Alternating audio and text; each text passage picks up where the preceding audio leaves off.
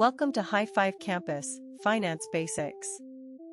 Over 10 episodes, we'll break down the essentials of finance in a clear, approachable way. From the history of money and how markets work, to stocks, bonds, investing, and the forces shaping the global economy, we'll cover it all with real-world examples that make sense. By the end of this course, you'll have the financial literacy to make smarter decisions in everyday life and beyond. If you're finding this series useful, please give this video a like and hit subscribe. Your support is genuinely what keeps this channel going. Alright, let's dive in. What is money? A history of currency barter, gold standard, fiat money, the inflation connection. Hey everyone, welcome back. Quick question to start. What's in your wallet right now? Maybe some paper bills. Some coins. A debit card linked to numbers stored on a bank server somewhere. Now here's the deeper question. What is any of that, actually? A banknote is a piece of paper. A coin is a metal disc. Your bank balance is a number in a database. None of these things have any inherent physical value. You can't eat them. You can't build with them. You can't wear them. And yet, they work. People trade their time, their skills, their whole lives for these objects and numbers. Why? What makes money money? Today we're going to answer that question through the most powerful lens available. History. From the earliest days of barter, through the golden age of gold, through the radical break of 1971, all the way to the inflation dynamics shaping our world today. 5,000 years of monetary history in 10 minutes. Let's go. Before money, people traded directly. You have something I want, I have something you want, we swap. Simple, right? In practice, deeply impractical. Economists call the core problem the double coincidence of wants. If you're a farmer with extra wheat and you want shoes, you don't just need to find a cobbler. You need to find a cobbler who specifically wants wheat, in the quantity you have, at this exact moment. As societies grew, this matching problem became increasingly impossible. There's also the divisibility problem. Suppose you want to buy a loaf of bread, but the only thing you have to trade is a cow. You can't give the baker 1/20th of a cow for a loaf. So human societies started doing something clever. Selecting one commodity that everyone agreed to accept as an intermediary, a medium of exchange. Not because the commodity was intrinsically special, but because everyone believed everyone else would accept it. And once enough people believed that, it became self-fulfilling. The variety of things that have served as money across history is remarkable.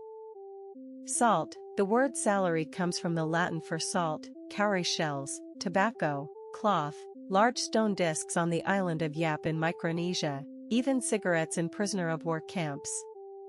The common thread isn't physical. It's social. Money is, at its core, a shared belief, a collective agreement that this thing holds value. The moment that belief is gone, the money is gone. Shells and salt had obvious problems. They were abundant in some places, scarce in others. They rotted or broke.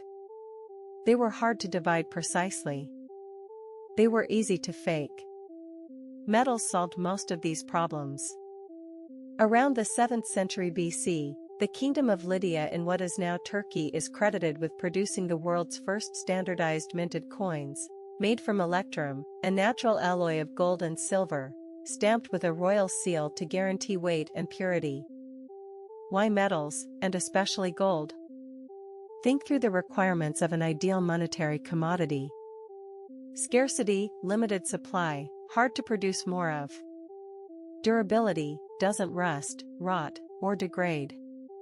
Divisibility, can be broken into smaller units.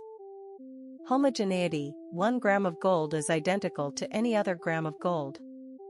Portability, high value relative to weight. Gold checks every single one of these boxes. It's almost as if nature designed it for the purpose. Metal coinage spread the reach of commerce dramatically. Roman denarii, Islamic gold dinars, Venetian ducats, each era's dominant currency underwrote expanding trade networks across continents. But metallic money introduced a temptation that has never fully disappeared. If you control the mint, you can subtly reduce the metal content of coins while keeping their face value the same. Spend the metal you save. Make more coins from less gold. Ancient governments discovered, in other words, that money could be debased, that inflation was a tool of state power. Roman emperors systematically reduced the silver content of the denarius over centuries. By the 3rd century AD, coins that had once been nearly pure silver were mostly copper. The result was severe inflation and economic instability that contributed to Rome's eventual collapse. The temptation to dilute money is not a modern invention. The next revolution happened in China. During the Song dynasty, around the 10th century AD, merchants began depositing heavy metal coins at trusted warehouses and trading the deposit receipts instead. The receipts were backed by real metal, you could always go redeem them, but the paper was easier to carry. This was the conceptual breakthrough. A piece of paper with no intrinsic value could function as money if it was reliably redeemable for something of value. The paper wasn't the money. The promise was the money. European banks developed similar systems, and by the 19th century, this idea had been formalized into the gold standard, the dominant monetary system of the industrialized world. Under the classical gold standard, a currency's value was fixed to a specific quantity of gold. $1 equaled roughly 1.5 grams of gold. You could, in theory, walk into a bank with dollars and walk out with gold. This fixed relationship constrained how much currency a government could issue. You couldn't print more dollars than you had gold to back them. The gold standard's great virtue was stability. Exchange rates between countries were predictable. Inflation was structurally constrained. International trade flourished under a shared monetary anchor. Its great weakness was inflexibility. When the Great Depression hit in the 1930s, governments that clung to gold couldn't expand their money supplies to stimulate their economies. Countries that abandoned gold early, the UK in 1931, recovered faster. Countries that stayed on gold longest, the US until 1933, suffered more. The very stability that made gold appealing became a cage when flexibility was desperately needed. After World War II, the world needed a new monetary order. In 1944, representatives of 44 nations gathered at Bretton Woods, New Hampshire, and designed one. The Bretton Woods system worked like this. The US dollar was fixed to gold at $35 per ounce. Every other major currency was fixed to the dollar. The dollar was the world's reserve currency, and it was backed by America's gold reserves, the largest in the world at the time. For 2 decades, the system worked. Then it started to crack. The US was spending heavily on the Vietnam War, on the Great Society social programs, and printing dollars to do it. Foreign governments accumulated more dollars than they were comfortable holding and started redeeming them for gold. America's gold reserves began to drain. On August 15, 1971, President Nixon went on television and announced what he called a temporary suspension of the dollar's convertibility to gold.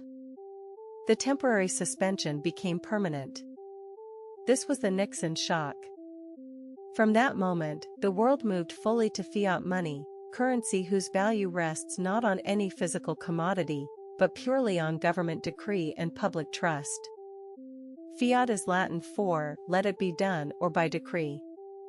A dollar is worth a dollar because the US government says it is, and because people believe it. The dollar bills in your wallet carry no promise of gold. No commodity backs them. They work because of a collective belief in the institutions that issue them, the Federal Reserve, the US government, the stability of American law and society. That belief, and only that belief, is what gives them value. Once you decouple money from a physical anchor, you introduce a structural risk. The people who control the money supply can always expand it. And the temptation to do so, especially in a crisis, is almost irresistible. Inflation is what happens when there's too much money chasing too few goods. When the money supply grows faster than economic output, each unit of currency buys less. Prices rise. The value of savings erodes. The purchasing power of wages declines. A small, steady rate of inflation, around 2% annually, is actually considered healthy by most central banks. It encourages spending and investment. If your money will be worth slightly less next year, there's an incentive to put it to use now. It gives central banks room to cut interest rates in a downturn. But when inflation breaks free of that range, the consequences can be devastating. The most extreme case in modern history is Weimar Germany in the early 1920s. Germany was printing money to pay war reparations. By late 1923, prices were doubling every few days.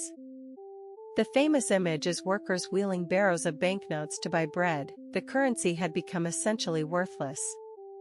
People burned bills for heat because it was cheaper than firewood. More recently, Zimbabwe in the 2000s and Venezuela in the 2010s experienced hyperinflation that destroyed their economies and the savings of their citizens. The pattern is always the same.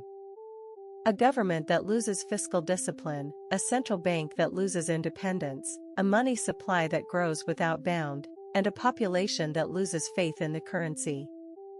The fundamental insight is this: fiat money is a promise.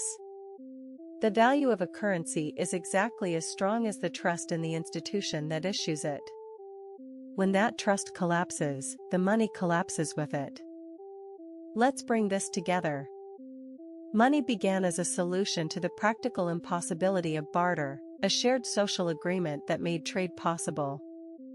It evolved from physical commodities to metal coins, from coins to paper receipts backed by gold, from gold-backed paper to pure fiat currency backed by nothing but institutional trust. The through line of this entire history is not gold, not paper, not numbers on a screen.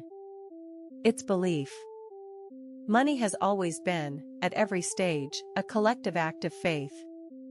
What does this mean for us today? When we talk about inflation, we're really talking about trust in governments, in central banks, in institutions. When that trust erodes, money erodes with it. When it's maintained, money works its quiet miracle of coordinating economic activity across billions of people who will never meet each other. And on the horizon, Bitcoin and other cryptocurrencies represent an attempt to create money without requiring trust in any government or institution, money backed instead by mathematics and distributed consensus. Whether that experiment succeeds, and what it tells us about the nature of money, is a story we'll get to in a future episode. Thanks for watching. If you found this useful, a subscribe and a like genuinely helps the channel. See you next time. Approximate 2,800 words at 140 words min. 9:50 10:10. Don't miss the next episode. Subscribe to the channel and hit the bell.